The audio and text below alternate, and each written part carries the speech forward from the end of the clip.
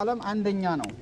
ከዛ ቀጥሎ በዓለም ሁለተኛ ነው። በዚህ በመካከለኛው ምስራቅ ግን አንደኛ ነው። ይሄ ቤተክርስቲያን በውበትም በጥበብም በአሰራር ቅርጽም በታሪክም እንግዲህ ጎልጎታ አለ አይደለ?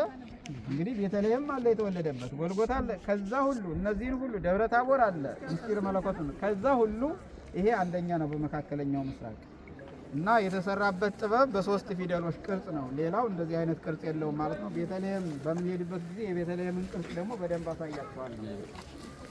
ሰማችሁ? አሁን ከተማ በዚህ ውስጥ ነው ያያችሁት። ይሉ በስተግራ በኩል አለላችሁ። ቀደም እዛ ጋር ሁሉ ያሳየኋችሁ ይሄ ነው።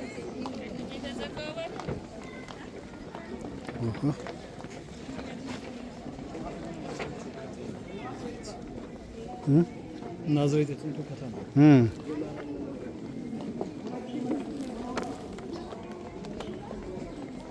እየተጠነቀቃችሁ እንዳትወርቁ ደረጃ እያያችሁ ደረጃ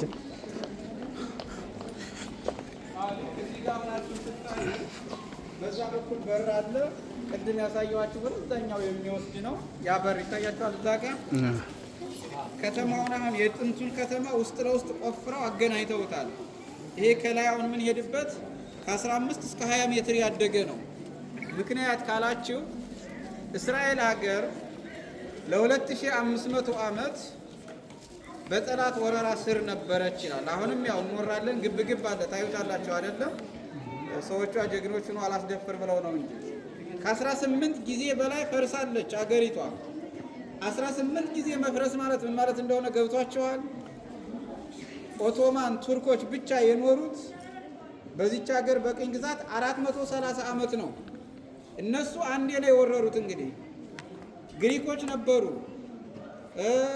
ሮማውያኖች ነበሩ 70 ዓመት 30 ዓመት፣ እንግሊዞች ነበሩ አይደል 30 ዓመት ከ1922 እስከ 48 ነበሩ እነሱ። ስለዚህ 18 ጊዜ ፈርሳለች እቺ እስራኤል። 18 ጊዜ ፈርሳ እንደገና ተሰርታለች። እስከ 13 ጊዜ ያለው በአርኪኦሎጂስት ጥናት በቁፈራ ተገኝቷል ታሪኩ። ሌላ ስንት ይቀራል ማለት ነው? 18 ለመሙላት 5 ይቀራል። ሌላ 5 ጊዜ የፈረሱ ከተሞች እስካሁን ድረስ ያልተገኙ አሉ። ገና ጥናት ላይ ምርምር ላይ ያሉ ማለት ነው። ገብቷቸዋል? ከነዚህ ከተሞች አንዷ ናዝሬት አሁን የቆሙበት ካያችሁ ታች ይወርዳል። የጥንቱ ከተማ ማለት ነው። በታች በኩል አድርጎ ወደዛ ይገናኛል። እዛ ጋር ያያችሁት በር ወደዛ ያገናኛል። ይሄ የጥንቱ ከተማ የምታዩት ስብርባሪ በሙሉ የጥንቱ ድንጋዮች፣ የድንጋይ እቃዎች ናቸው። ወፍጮዎች፣ የድንጋይ ሳህኖች፣ የድንጋይ መመገቢያዎች ሁሉ በዚህ ተሰባስበው የምናያቸው ናቸው ማለት ነው። እዚህ ጋር ካያችሁት ሞዛይክ እናያለን። ታያችኋል ግድግዳው ላይ ያለው ይሄንን ለታሪክ ነው እዚህ ጋር ያስቀመጡት እንጂ ታች ቤተ መቅደስ ውስጥ ነው የነበረው።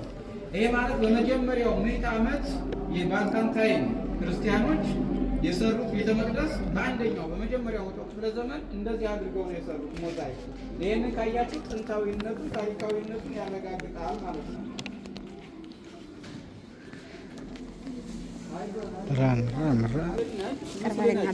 ከታች ያለው ታሪክ ነው ወሳኙ ታሪክ።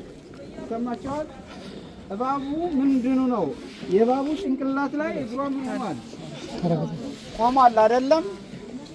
አዎ፣ በደንብ ያዙልኝ። እዚህ ጋር ጌታችን መድኃኒታችን ኢየሱስ ክርስቶስ አዳም ከገነት ሲወጣ ምክንያት ሰጥቶ ነበረ። ምንድነው ምክንያቱ?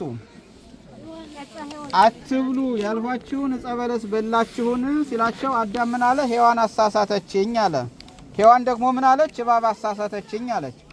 ምክንያቶች ተደርድረዋል፣ ግን ሁሉም ተቀጥተዋል። እባብም ተቀጣለች፣ ሔዋንም ተቀጣለች፣ አዳም ተቀጥቷል። የሔዋን ቅጣት ግን እስካሁን ድረስ ሴቶቹ ላይ ይታያል። ከዛ በፊት ያልነበረ በየወሩ የሚመጣ የሴቶች ልማድ ያችን ዕፀ በለስ ስትቆርጣት ዕፀ በለሷ ምንድነው የወጣት? ደም ወጥቷታል። ስትቆረጥ ዕፀ በለስ አይታችሁ ከሆነ በለስ ደም ይወጣዋል አይደል? ወተት ይመስላል ለጊዜው፣ ቆይቶ ግን ምን ይሆናል? ልክ የደም መልክ ነው የሚይዘው ሲደርቅ እንደ